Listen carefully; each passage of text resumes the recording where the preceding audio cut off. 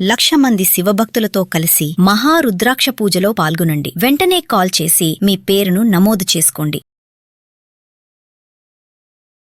నమస్తే, welcome back to Suman TV. Present మనతో పాటు ఉన్నారు అనలిస్ట్ మందర్ కృష్ణారెడ్డి గారు. నమస్తే సార్. నమస్తే అమ్మ. సార్, ట్రంప్కి సంబంధించి మనం చాలా వీడియోలో మాట్లాడుకుంటున్నాం. H1B వీసా రూల్స్ కానీ ఇంకా చాలా మార్చుకుంటూ వస్తున్నాడు, బ్యాన్ చేస్తున్నాడు, అలర్ట్ చేస్తున్నాడు. మరి ఇప్పుడు రీసెంట్గా వచ్చినటువంటిది ఏంటంటే, అమెరికాలో ఉంటున్నటువంటి NRIలు ఆల్రెడీ అక్కడ వాళ్ళు జాబ్ చేసుకుంటూ వాళ్ళు మంచిగా ఉన్నారు, వాళ్ళ ఫ్యామిలీ ఇండియాలో ఉంది. మామూలుగా వెళ్తూ సడన్గా ఆగి ఒక ఫొటోస్ దిగుతారు కదా. దిగినప్పుడు ఒక అమెరికన్ అక్కడ ఉన్న వ్యక్తి అతన్ని ప్రశ్నించడం, మీరు ఎవరు, ఎక్కడి నుంచి వచ్చారు అన్నప్పుడు, నేను ఇండియా, మా ఫ్యామిలీ ఇండియాలో ఉంది, మేము ఇక్కడే ఉంటామంటే మీకు ఏమి ఇష్టం అని అది కూడా క్వశ్చన్ చేశారు. మాకు ఇండియా ఇష్టం, అమెరికా కూడా ఇష్టం అని చెప్పారు వాళ్ళు. అనగానే అతను ఇంకా అక్కడి నుంచి చూడండి కొంచెం వల్గర్గా మాట్లాడడం, వాళ్ళని చాలా దారుణంగా, మీరు ఇక్కడ ఉండొద్దు, మా దేశాన్ని వదిలిపెట్టి వెళ్ళిపోండి అని చెప్పడము. అంటే ఇంత దారుణంగా మనం వీడియోలో మాట్లాడుకోవడమే కానీ ఇప్పుడు మనం అదేంటంటే ఆ వీడియోలో విన్నాం, అతను మాట్లాడుతున్నాడు వల్గర్ మాటలు అనమాట, మీరు వెళ్ళిపోండి మా దేశం వదిలిపెట్టి అని చెప్పేసి. ఒక్కసారి మన దాని గురించి మాట్లాడుకుంటాం. అమెరికాలో భారతీయుల పరిస్థితి చాలా ఘోరంగా ఉంది అనే మాట వింటున్నాం. అవమానిస్తున్నారు, సోషల్ మీడియాలో బాగా తిడుతున్నారు. మీ వల్లనే మాకు ఉద్యోగాలు రాకుండా పోతున్నాయి, మీ వల్లనే మాకు ఉపాధి లేకుండా పోతుంది, మీరు మీ సంఖ్యను పెంచుకునే ప్రయత్నం చేస్తూ ఉన్నారు, చివరికి మా దేశాన్ని మీరు దోచుకుపోతున్నారు అని రకరకాలుగా తిడుతున్నట్టుగా, రకరకాల అవమానం చేస్తున్నట్టుగా, వెంటబడి తరుముతున్నట్టుగా. అందుకే 40% NRIలు వెనక్కి వచ్చి ఎందుకు సిద్ధపడుతున్నట్టుగా కొన్ని సర్వేలు కూడా తెలియజేశాయి. ఇవాళ ప్రత్యక్షంగా ఒక వీడియో రిలీజ్ ద్వారా అది ఎంత ఘోరంగా ఉంటుందో మనకు అర్థమయ్యేటట్టుగా చూపించాడు. యాక్చువల్గా ఒక నైబరు ఇద్దరు కలిసి ఒక దగ్గర ఎంప్లాయీగా ఉన్నప్పుడు కోపం వచ్చి మాటలు అనుకోవడం వేరు. అసలు సంబంధం లేని వ్యక్తులు ఇండియా నుంచి వెళ్ళి అక్కడ ఉద్యోగం చేసుకుంటున్నటువంటి ఒక భర్త భార్య ఒక విశాలమైన ప్రదేశంలో కార్లు అక్కడ పార్క్ చేసుకున్నాయి. వాళ్ళ కారు పార్కింగ్ పక్కన నిలబడి ఫోటోలు తీసుకుంటున్నారు. అది నిషిద్ధమైన ప్లేస్ కాదు, అక్కడ ఫోటోలు తీసుకోకూడదు అనేది ఏమీ లేదు. అది ఎవరి సొంత ప్లేస్ కాదు, ఇట్స్ ఏ పబ్లిక్ ప్లేస్. అది ఈ లోపల ఒక అమెరికన్ వచ్చాడు, మీరెవరు అని ప్రశ్న వేశాడు. సహజంగా మేము ఇండియన్స్ అండి, మా ఫ్యామిలీ ఇండియాలో ఉంది, మేము ఇక్కడ వర్క్ చేసుకుంటున్నాం, జాబ్ చేస్తున్నాం అని చెప్పాను. మీకు అమెరికా ఇష్టమా, ఇండియా ఇష్టమా అని అడిగాడు.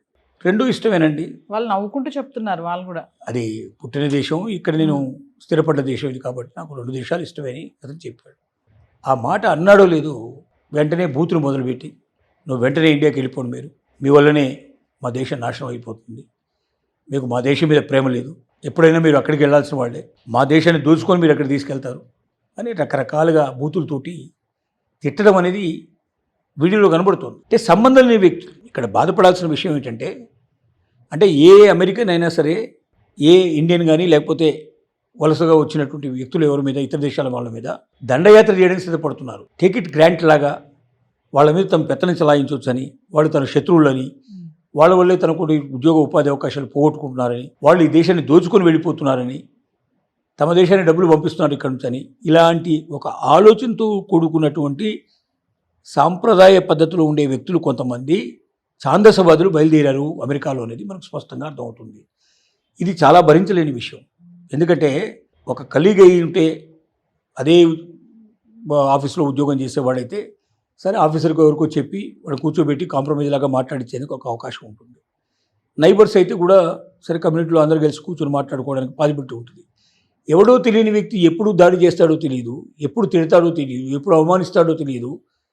సోషల్ మీడియాలో ఇప్పటికే తిట్టుకుంటూ అట్లా పెడుతున్నటువంటి చాలా ఉన్నాయి సంఘటనలు. తర్వాత మన వాళ్ళు దేవాలయాలు కట్టుకొని అక్కడ అప్పుడప్పుడు ఈ వ్రతాలు చేసుకోవడం, పూజలు చేసుకోవడం, భజనలు చేసుకోవడం చేస్తుంటే వాటి మీద తిరగబడటం, వాటి మీద పోలీస్ కంప్లైంట్ ఇవ్వడం, వాటిని స్టాప్ చేయడానికి ప్రయత్నం చేయడం, మీరు ఇలాంటి రోగ పనులన్నీ చేస్తూ ఉంటారు, మీరు ఇలా చేసి చివరికి మా దేశాన్ని కూడా మార్చే ప్రయత్నం చేస్తున్నారు, మా మనుషులు కూడా మార్చే ప్రయత్నం చెప్పడం, ఇలాంటి అనేక సంఘటనలు భారతీయుల మనసుల లోపల విపరీతమైన బాధ కలిగిస్తున్నాయి.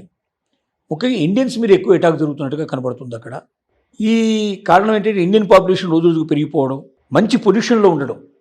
ఇండియన్ పాపులేషన్ పెరగడమే కాకుండా వేరే దేశాల నుంచి వచ్చిన వాళ్ళు ఏదో చిన్న చిన్న జాబ్స్ కింద పని చేసేటువంటి పెద్దగా వాళ్ళకి ఇంట్రెస్ట్ లేని జాబ్స్లో ఉన్నారు. కానీ వాళ్ళకి ఇంట్రెస్ట్ ఉండేటువంటి జాబ్స్లో ఉన్నవాళ్ళు ఇండియన్స్ ఎక్కువ ఉన్నారు. అదే CEO పోస్ట్ లాంటివి మేనేజ్మెంట్ క్యాడర్ లోపల హైయెస్ట్ పొజిషన్లో ఉండేటువంటి వాళ్ళు ఎక్కువ మంది ఉండటం, పెద్ద పెద్ద కంపెనీలన్నీ వాళ్ళ చేతిలో ఉండటం, ఇవి అన్నీ రోజు రోజుకి ఈ ఛాందసవాదుల లోపల ఎక్కువగా బలం వస్తుంది. దీనికి కారణం ఏంటంటే ట్రంప్ చేసిన విధానం ఇది. ట్రంప్ ఎలక్షన్ లోపల సెకండ్ టైం పోటీ చేసినప్పుడు చెప్పాడు, ఇలాగ ఇతర దేశస్తులు ముఖ్యంగా భారతీయులు మన ఉద్యోగాలు తన్నుకుపోతున్నారు, ఉపాధి అవకాశాలు తీసేసుకుని పోతున్నారు, మన దేశం నుంచి డబ్బును వాళ్ళ దేశానికి పంపించుకునే ప్రయత్నం చేస్తున్నారు.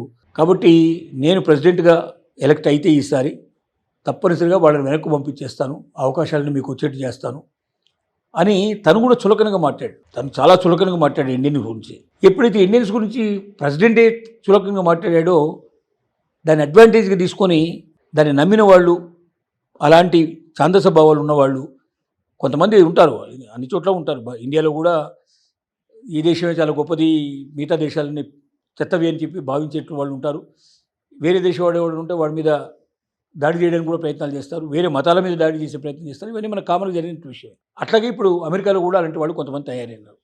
వీళ్ళ వల్ల భారతీయుల ఉనికికే ప్రమాదం ఏర్పడే పరిస్థితి ఏర్పడింది. ఇప్పుడు మనం కంటిన్యూ చేయాలి అక్కడ, లేకపోతే రావాలి. ఎందుకంటే మన సంఖ్య ఉండేది అంతా కలితో 50 లక్షల మంది, 54 లక్షల మంది. వాళ్ళు 20 కోట్ల మంది ఉన్నారు, 40 కోట్ల మంది ఉన్నారు. 40 కోట్ల మంది ఎక్కడ, మనకు 54 లక్షల మంది ఎక్కడ? కాబట్టి వాళ్ళ మీద ఫైట్ చేసి మనం నెగ్గడం చాలా కష్టంతో కూడుకున్న పని. కాబట్టి మనం మన దేశానికి తిరిగి రావడమే మంచిదేమో అని చాలామంది ఆలోచిస్తున్నారు. రోజు రోజుకు ఆ సంఖ్య పెరిగిపోతోంది. ఆల్రెడీ స్టార్ట్ అయినాయి, ఆల్రెడీ బయలుదేరుతూనే ఉన్నారు. ప్రతిరోజు కొంతమంది ఫ్యామిలీస్ వచ్చేస్తున్నాయని కూడా వినికిడి వినపడుతోంది. ఈ పరిస్థితులు మరి మారాలి అంటే వాళ్ళలోనే మార్పు రావాలి, లేదా మన వాళ్ళు పూర్తిగా వెనకైనా వచ్చేసాను. ఇంకో మార్గం అయితే కనపట్టలేదు. బట్ ఎక్కడికక్కడైతే అలర్ట్ అనుకున్నాం, కానీ అవమానాలు కూడా జరుగుతున్నాయని చెప్పేసి ఇప్పుడు ఈ లైవ్ మనం అవమానాలు, సంబంధం లేని వ్యక్తులు వచ్చి రోడ్డు పక్కన ఉంటే తిట్టిపోతూ ఉంటే ఇంకా అంతకన్నా ఘోరం ఏముంది? ఒక దేశంలో ఎవరైనా సరే ఇతరులు వచ్చి మనం తిట్టడానికి హక్కు ఉందా? మనం వాడికి ఏం తప్పు చేసామని, ఏం పొరపాటు చేసామని అంటే కారణం లేకుండా అకారణంగా తిట్టేందుకు ప్రయత్నం చేస్తున్నారు. అంటే రేపొద్దు చిన్నపిల్లలు కూడా మనల్ని అవమానించే ప్రయత్నం చేస్తారు. ఆ పరిస్థితుల్లో అక్కడ ఉండడం అవసరం అనేది ఆలోచించుకోవాల్సిన ప్రశ్న. Thank you.